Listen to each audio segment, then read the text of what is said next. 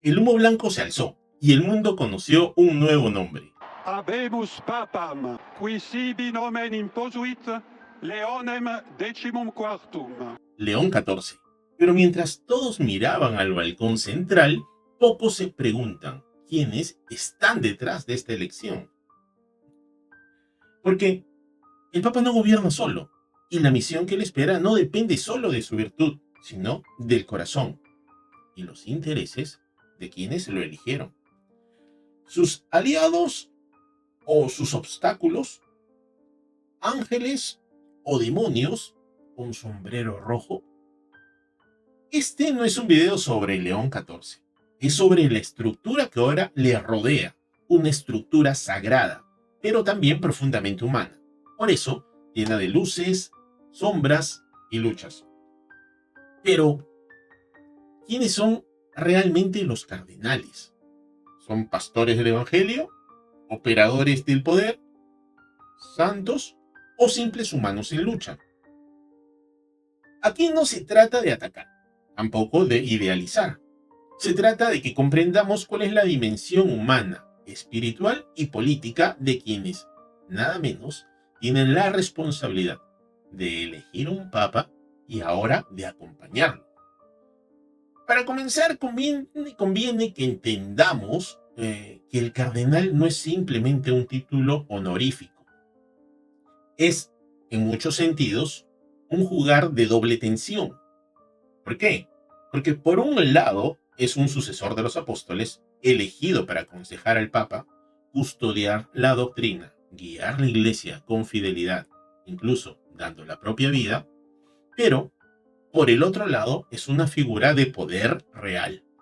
Administra diócesis inmensas, toman decisiones doctrinales globales, se involucran en nombramientos, influyen en las elecciones y, sobre todo, participa directamente en la elección del pontífice. Y es desde esa tensión que puede convertirse en el mayor apoyo del Papa o en su mayor obstáculo. Esto pues nos lleva a una conclusión inevitable. El cardenal no solo reza, también opera. Y aquí aparece una paradoja que no debemos evadir. ¿Cómo vive un hombre en conflicto entre su llamado espiritual y sus responsabilidades políticas dentro de esta estructura eclesial? ¿Mm? La teología católica reconoce esta tensión. O sea, esto no es algo nuevo, no es algo que me estoy inventando. Santo Tomás de Aquino ya advertía de que la gracia no suprime la naturaleza, sino que la eleva. Y San Agustín, de una forma mucho más cruda, nos recordaba que muchos buscan el episcopado no por el servicio, sino por el honor. La pregunta no es si hay cardenales buenos o malos. La pregunta es si el sistema permite que el alma del pastor no se contamine con la lógica del poder y la política. Y esta es una preocupación real. Hace no poco presenciamos la renuncia de Benedicto XVI, este tan querido papa teólogo que pues se vio en medio de luchas internas y pues dio un paso al costado porque descubrió que no tenía las fuerzas para enfrentarlas. Es ahí que es elegido nuestro querido Papa Francisco. Mm, hubo un tiempo en donde el cardenalato se compraba, literalmente.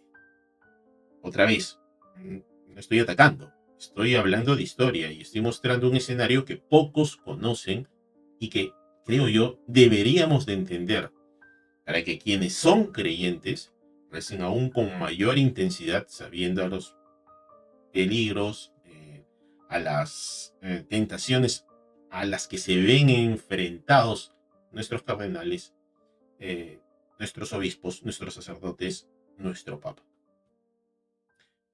Como les decía, el cardenalato se compraba antiguamente y esto se conocía como simonía, ¿no? Que es el acto de comprar lo sagrado, de querer comprar este don que Dios otorga libremente.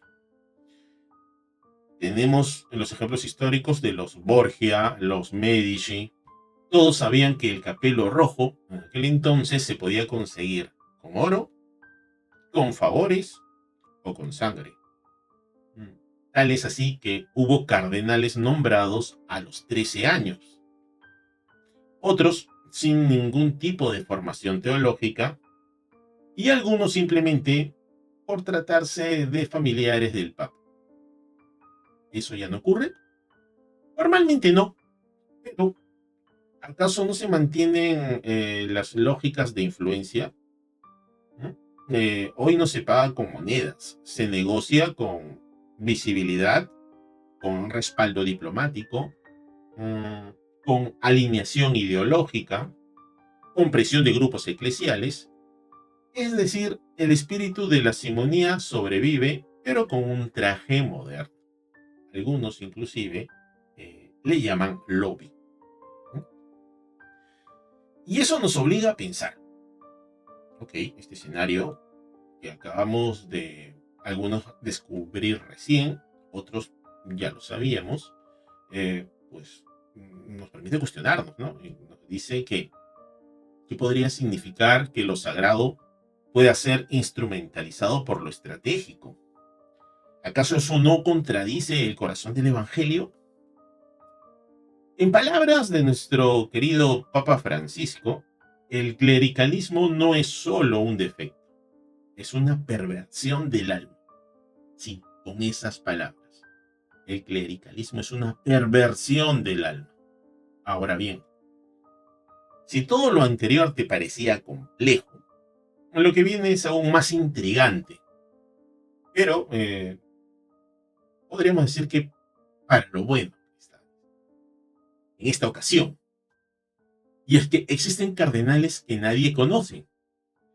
Ni tú, ni yo, y a veces ni ellos mismos. Suena loco, ¿no? Bueno, estos se les conoce como los cardenales in pectore. Cardenales en el pecho, en el corazón del Papa. Son cardenales designados en secreto, no revelados públicamente. Podría decirse que hasta invisibles, pero muy reales. Una suerte de agente secreto. ¿Pero por qué existe esta figura? Porque hay regiones donde una persona nombrada cardenal podría ser perseguida, encarcelada o incluso asesinada. Pero no es el único escenario. También, y esto es lo que no se dice muchas veces en voz alta, también se nombran cardenales in pectore porque un papa puede usar ese nombramiento como una carta de reserva, como una herramienta diplomática o como un movimiento táctico. Y entonces surge otra pregunta. ¿Qué implica que una figura de poder espiritual pueda ser utilizada estratégicamente sin siquiera ser visible?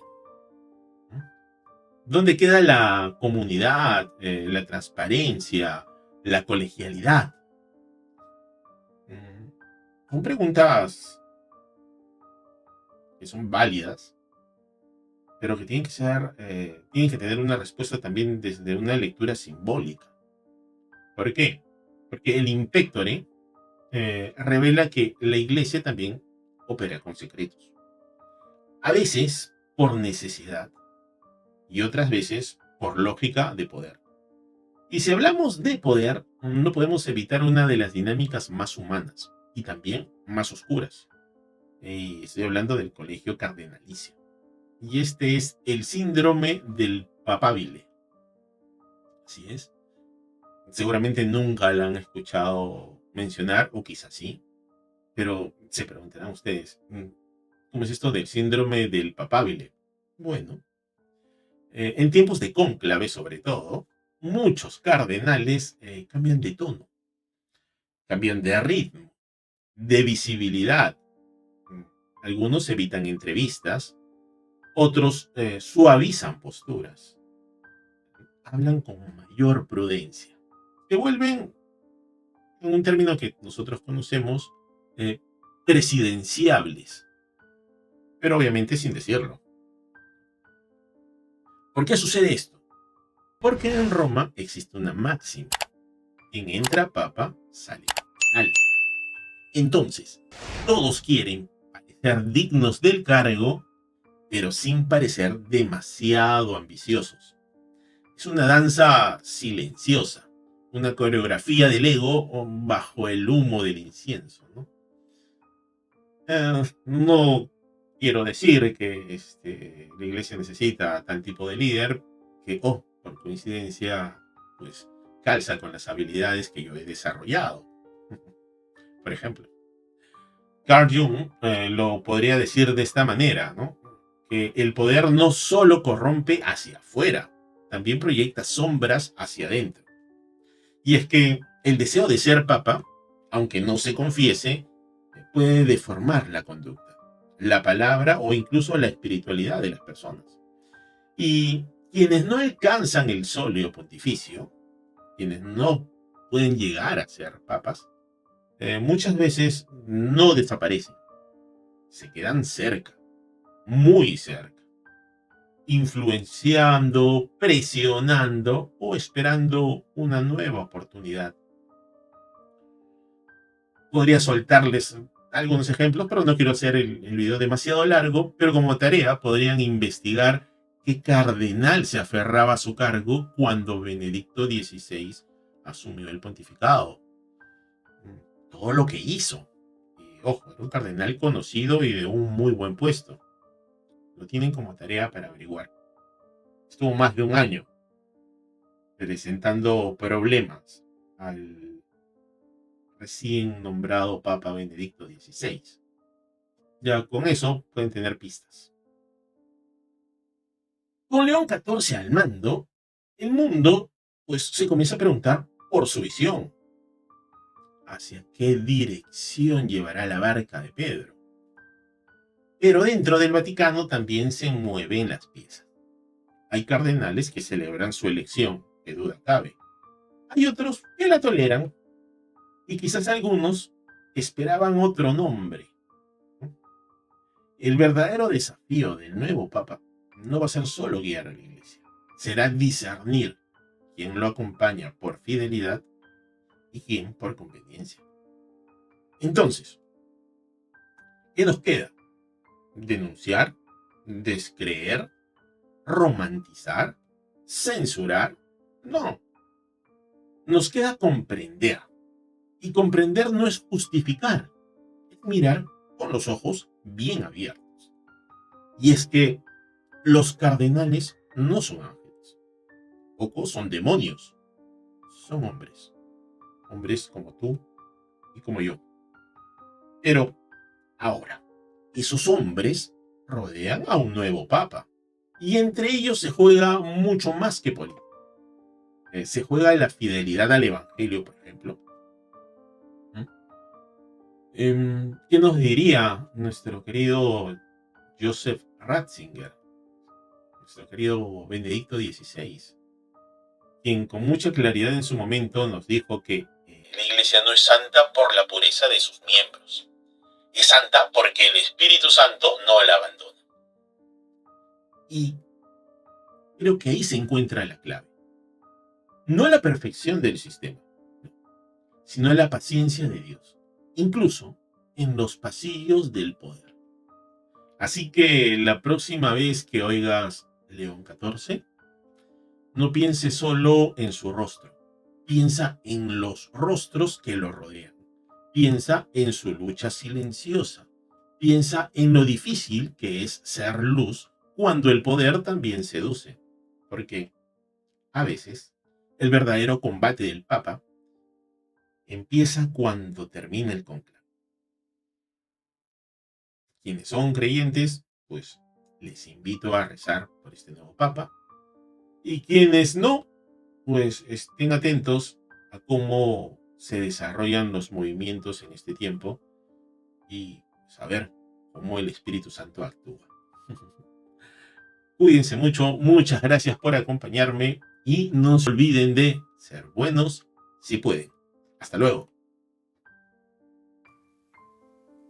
Me olvidaba, Perú es clave. Fue la clave en el cónclave. Hasta luego.